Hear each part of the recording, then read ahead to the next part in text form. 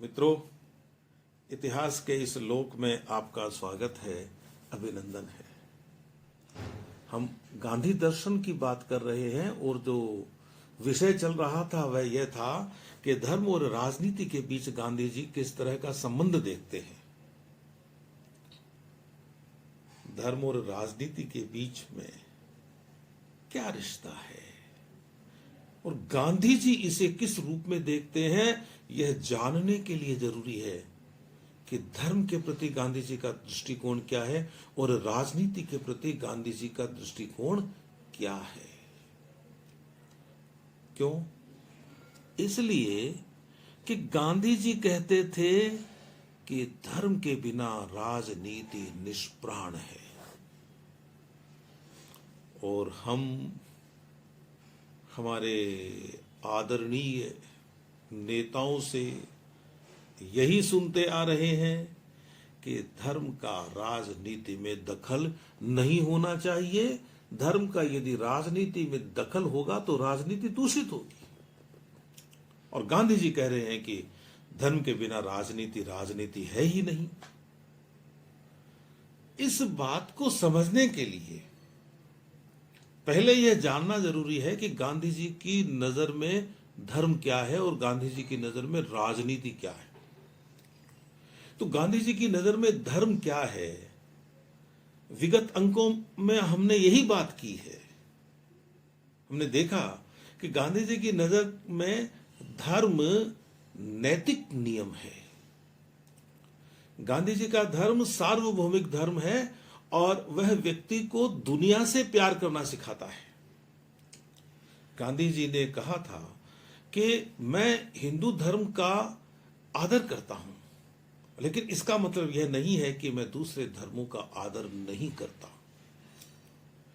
जिस तरह हिंदू धर्म मुझे दुनिया से प्यार करना सिखाता है, वैसे दूसरे धर्म भी मुझे दुनिया से प्यार करना सिखाते हैं।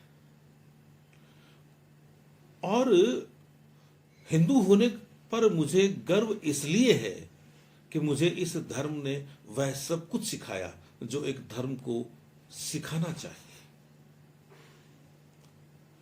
तो गांधी जी का स्पष्ट कहना था कि मेरा धर्म तो मुझे पूरी दुनिया से प्यार करना सिखाता है। इसका मतलब यह नहीं है कि मैं अपने देश से प्यार नहीं करता। मैं दुनिया से प्रेम करता हूं तभी मेरे देश से प्रेम करता हूं। मैं देश से प्रेम करता हूं तभी अपने परिवार से प्रेम करता हूं, और मैं अपने परिवार से प्रेम करता हूं तभी मैं स्वयं से प्रेम करता हूं। यानी प्रेम तो जितना विस्तार पाएगा उतना ही अधिक प्रभावी होगा। व्यक्ति उतना ही अधिक प्रेम की महिमा से मंडित होगा। तो अब राजनीति गांधी जी की दृष्टि में पेशा नहीं है, सेवा का माध्यम है। लेकिन जो लोग राजनीति को बाजार समझते हैं, जो लोग राजनीति को मंडी समझते हैं,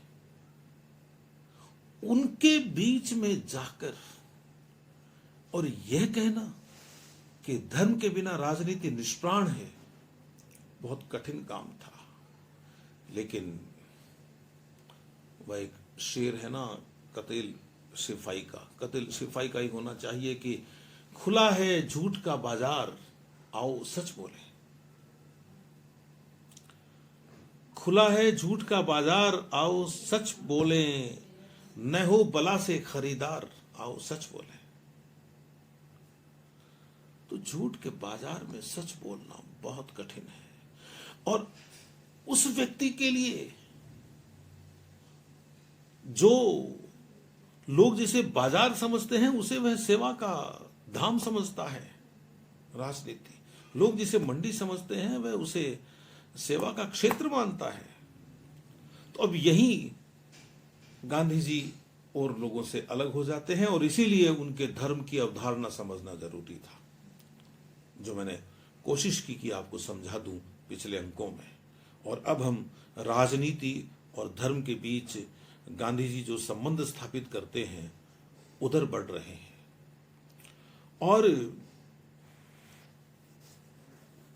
पहली बात तो यह है कि गांधी जी राजनीति की जरूरत ही नहीं समझते थे। मैं आपको यह कहूं कि गांधी जी तो किसी शासक की जरूरत ही नहीं समझते। गांधी जी पुलिस की जरूरत नहीं समझते। आगे बातें आएंगी इस तरह की। उनका कहना था कि जब सब लोग अपना अपना काम करें और सत्य और अहिंसा पर चलकर अपना काम करें तो कोई किसी पर क्यों शासन करेगा। सब अपने आप पर शासन करेंगे ना। स्वानुशासन होना चाहिए। स्वशासन का मतलब यह है कि अपने आप पर शासन करो, अपनी सीमाएं समझो, आपको किसी दूसरे पर शासन करना ही नहीं पड़ेगा। महाभारत याद कर लीजिए। महाभारत में कहा हुआ है कि कोई राजा नहीं हो, कोई दंड देने वाला नहीं हो, कोई आदेश देने वाला नहीं हो। इस तरह का अराजक समाज होना चाहिए। लेकिन यह तो आदर्श का चरम है, संभव नहीं है ऐसा होना। और गांधी जी की बातें भी आदर्श के चरम तक जाती हैं और इसीलिए वे लोगों को समझ में नहीं आती है। गांधी जी ने कहा कि भाई मैं ब्रिटेन का विरोधी नहीं हूं और मैं तो समय समय पर उनका सहयोग भी करना चाहता हूं और मैंने सहयोग किया भी है। उन्होंने कहा कि 3 बार तो मैंने अपनी जान संकट में डाली है अंग्रेजों के लिए। बोर युद्ध में डाली है, नेटाल में डाली है और उसके बाद में दिल्ली में जो युद्ध सम्मेलन आयोजित हुआ उसमें डाली है। मैं तो मरने के लिए तत्पर था अंग्रेजों की सेवा में। अब इसकी वजह क्या है? वे कहते थे मैं ब्रिटेन का विरोधी हुई नहीं। तो फिर आप ब्रिटेन के अधीन क्यों हैं? है ना बड़ा सवाल। तो उन्होंने कहा भाई मेरा जो धर्म है ना, मेरा व्यक्तिगत धर्म, वह यह कहता है कि आपको किसी को भी क्षति नहीं पहुंचानी है। मेरा धर्म मुझे यह सिखाता है कि पूरी दुनिया से प्रेम करो और मैं दुनिया से प्रेम करता हूं तो फिर मैं अंग्रेजों से प्रेम नहीं करूं, यह कैसे हो सकता है? मेरे भाई हो गए वे तो मेरे भाई हो गए और भाइयों से मैं अपना विरोध कैसे करूं? तो उन्होंने कहा कि मेरा व्यक्तिगत धर्म मुझे यह सामर्थ्य देता है कि मैं अंग्रेजों या किन्हीं अन्य लोगों को नुकसान पहुंचाए बिना अपने देशवासियों की सेवा कर सकूं। जो मैं अपने भाई के साथ करने को तैयार नहीं हूं वह मैं अंग्रेजों के साथ भी नहीं करूंगा। और मुझे उनकी कोई बात पसंद नहीं आएगी तो मैं वही रास्ता अपनाऊंगा जो मैंने मेरे भाई के साथ अपनाया था। मैं सहयोगी नहीं रहूंगा। मुझे एक इंसान होने के नाते, एक धर्म को मानने वाला व्यक्ति होने के नाते दुनिया के हर व्यक्ति का सहयोग करना चाहिए। असहयोग का प्रश्न ही नहीं उठना चाहिए, लेकिन तब जब वह न्याय पर चलता हो। यदि अंग्रेज न्याय की राह पर नहीं चलेंगे तो मैं उनका सहयोग नहीं करूंगा, मैं उनका असहयोगी बन जाऊंगा। और असहयोगी बनने का मतलब विरोधी होना नहीं है, उनसे नफरत करना नहीं है। तो हमें गांधी जी के धर्म को और गांधी जी की राजनीति को चरम आदर्श के परिप्रेक्ष्य में ही समझना होगा। गांधी जी ने कहा कि मैं अंग्रेज विरोधी नहीं हूं, मैं किसी सरकार का विरोधी नहीं हूं, मैं तो असत्य का विरोधी हूं, मैं तो हिंसा का विरोधी हूं, छल कपट का विरोधी हूं। और यदि मैं हिंसा का, छल कपट का, झूठ का विरोधी हूं और मुझे इस आधार पर अंग्रेज अपना शत्रु समझे तो यह उनकी समस्या है, वे जाने। और अपने अपने द्वारा चयन किए हुए उन लोगों का मैं कभी, आप इसको ये समझ लीजिए कि जिन लोगों को मैंने चुना है कि मैं उनका असहयोगी बनूंगा, उनके प्रति मेरा प्रेम कम नहीं है।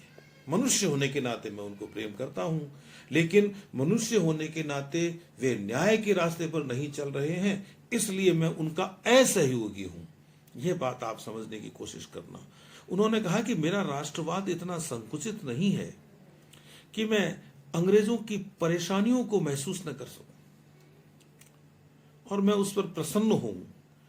अंग्रेज यदि दुखी हैं तो मैं खुश नहीं हूं, लेकिन अंग्रेज यदि इस बात पर दुखी हैं कि उनका अन्याय नहीं फल फूल रहा तो मैं उनका सहयोग नहीं करूंगा। यदि वे न्याय के रास्ते पर चल रहे हैं और उस रास्ते पर चलने में उनको दुख हो रहा है, उनको कष्ट हो रहा है, तो मैं उनका सहयोग करूंगा। और मैं उनका यदि असहयोग करूंगा तो मैं मेरे कारण करूंगा। वे किसी मजबूरी में हैं, वे किसी उलझन में हैं, इस नाते मैं उनके पीछे नहीं लगूंगा। दक्षिण अफ्रीका में ऐसा हुआ एक बार, गांधी जी ने आंदोलन का आह्वान किया किसी तिथि को, और उसी तिथि को वहां रेलवे की हड़ताल होनी थी।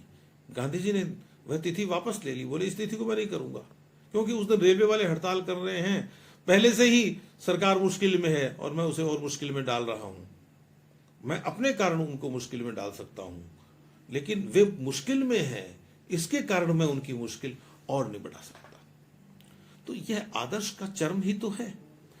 और आपको याद करना चाहिए उनका कहा हुआ एक वाक्य। उन्होंने कहा कि ब्रिटेन वालों के प्रति मेरा प्रेम उतना ही है जितना भारत वालों के प्रति है। और यह कोई खास बात नहीं है, क्योंकि मुझे एक धर्म पर चलने वाले व्यक्ति की तरह दुनिया के हर व्यक्ति से प्यार करना चाहिए। ये कोई विशेष बात थोड़ी ही है, ये तो सामान्य बात है, ये तो मुझे करना ही चाहिए। और उसके बदले में मुझे किसी से कुछ मांगना भी नहीं चाहिए, क्योंकि मैं दुनिया के सभी लोगों को यदि प्यार दे रहा हूं तो अपना कर्तव्य कर रहा हूं ना।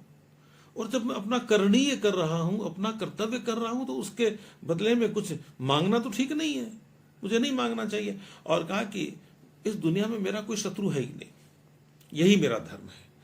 यह बात उन्होंने 8 अगस्त 1942 को कही है। भारत छोड़ो याद कर लीजिए और करो और मरो याद कर लीजिए। 9 अगस्त के बॉम्बे क्रॉनिकल में गांधी जी के हवाले से यह बयान छपा है। अब आप समझ लीजिए कि उस विषम परिस्थिति में भी गांधी जी अपने धर्म से नहीं डिगे, क्योंकि वे राजनीति कर रहे थे और राजनीति में घृणा का स्थान नहीं है। राजनीति में असहयोग हो सकता है, राजनीति में विरोध हो सकता है, लेकिन व्यक्तियों का नहीं, उनकी प्रवृत्तियों का विरोध होगा। तो अब आप समझ जाइए कि गांधी जी राजनीति में धर्म का किस तरह से प्रयोग करते हैं। वे कहते हैं कि मैं अंग्रेजों का समर्थन इसलिए नहीं कर सकता कि उनकी सत्ता यदि दुनिया के किसी देश से जाती है तो उनको दुख होगा, यह दुख उनको होना ही चाहिए, यह अच्छी बात नहीं है, मैं इस काम में उनके साथ नहीं हो सकता।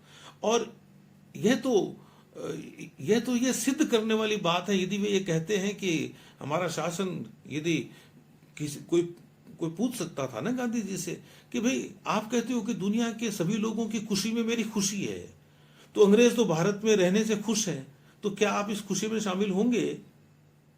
तो सीधी सी बात है कि भाई वे अन्याय करके खुश है ना। अन्याय की बुनियाद पर जिसको खुशी मिलती है, गांधी जी उसके सहयोगी नहीं, वे अन्याय के विरोधी हैं, इसके कारण वे अंग्रेजों के सहयोगी नहीं हैं। यदि अंग्रेजों को यह मौका मिल गया दुनिया के लोगों पर शासन करने का, तो यह उनका अधिकार थोड़ी ही था, यह तो उन्होंने अपने लिए पाप इकट्ठा किया है।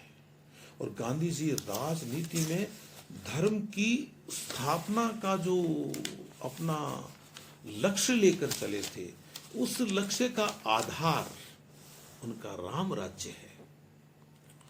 भाई, राम का शब्द तो गांधी जी ने बचपन से ही आत्मसात कर लिया था।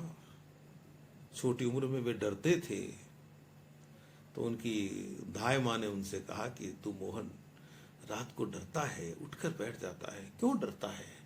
तेरे साथ तो राम है, राम का नाम लिया कर। और गांधी जी ने वही राम का नाम अपने जीवन के साथ जोड़ लिया, और वह 30 जनवरी 1948 तक उनके साथ रहा। उनका राम वह राम नहीं है जिसकी हम पूजा करते हैं। उनका राम तो वह राम है जिसे लोग ईश्वर कहते हैं, जिसे लोग सत्य कहते हैं। उन्होंने कहा कि राम राज्य से मेरा अभिप्राय हिंदू राज कायम हो जाना नहीं है, राम राज्य से मेरा अभिप्राय तो दैवी राज्य से है, ईश्वर के राज्य से है। मेरी दृष्टि में राम और रहीम एक है। उन्होंने कहा कि मेरी कल्पना का जो राम है वह भले ही इस पृथ्वी पर रहा हो या न रहा हो, राम राज्य का प्राचीन आदर्श एक सच्चा लोकतंत्र दे सकता है, क्योंकि जिसमें छोटे से छोटे नागरिक को भी, गरीब से गरीब नागरिक को भी, और बिना किसी लंबी चौड़ी और खर्चीली प्रक्रिया के न्याय मिल सकता है। पंक्ति के आखिर में खड़े व्यक्ति को सही समय पर न्याय मिल जाए, और इससे भी आगे जो व्यक्ति पंक्ति में आकर खड़े होने का महत्व नहीं समझता, जिसमें इतना बोध नहीं है कि अपने दुखों को कम करने के लिए वह किसी पंक्ति में जाकर खड़ा हो जाए, उसका भी क्या पता नंबर आ ही जाए। जिसको यह बोध नहीं है और वह दुखी है, उसके दुख को दूर जिस राज्य में किया जाता है वह राम राज्य है। वे कहते हैं गांधी जी कि कवि तो यह कहता है कि राम राज्य में एक कुत्ते तक को न्याय मिला था, तो हम तो मनुष्यों की बात कर रहे हैं। तो उन्होंने कहा कि मेरे जो सपनों का राम राज्य है उसमें जैसा राजा है वैसा ही रंक है, और मैं इस पृथ्वी पर ऐसे ही राम राज्य की स्थापना करना चाहता हूं। मेरे सपनों की स्वाधीनता का अर्थ है राम राज्य की स्थापना, ईश्वर की स्थापना इस जमीन पर, इस धरती पर, इस वसुधा पर। अब आप बताइए कि जो व्यक्ति आदर्श की इतनी ऊंचाई पर जाकर बात करता हो और उस आदमी की बातों को यदि कोई नहीं समझेगा तो वह यही कहेगा न कि गांधी जी की बातें व्यवहार से परे हैं। लेकिन यदि हम किसी आदर्श को लेकर नहीं चलेंगे, हमारे सामने कोई परिपूर्ण चित्र न होगा राजनीति का, तो फिर हम अधूरा चित्र भी नहीं बना सकेंगे। अधूरा चित्र बना लेंगे तो भी हमारे मन में, तो भी हम यह तय करेंगे कि हमें परिपूर्ण चित्र बनाना है। आदर्श की दिशा में हम थोड़े आगे बढ़ेंगे तो हम यह कोशिश करेंगे कि थोड़े और आगे बढ़ें। इसीलिए मैंने अभी आपको जो बात कही थी कि मेरे सपने के राम राज्य में राजा और रंक दोनों के अधिकार समान होने चाहिए, यह बात अमृत बाजार पत्रिका में छपी थी। कलकत्ता की अमृत बाजार पत्रिका 2 अगस्त 1934 को। तो गांधी जी की जब मैं बात करूं तो ऐसा नहीं है कि मैं कोई प्रवचन देने की स्थिति में आ जाता हूं। मैं भी एक आम व्यक्ति की तरह अनेक बार यह महसूस करता हूं कि गांधी जी के आदर्श तक नहीं जाया जा सकता, संभव ही नहीं है।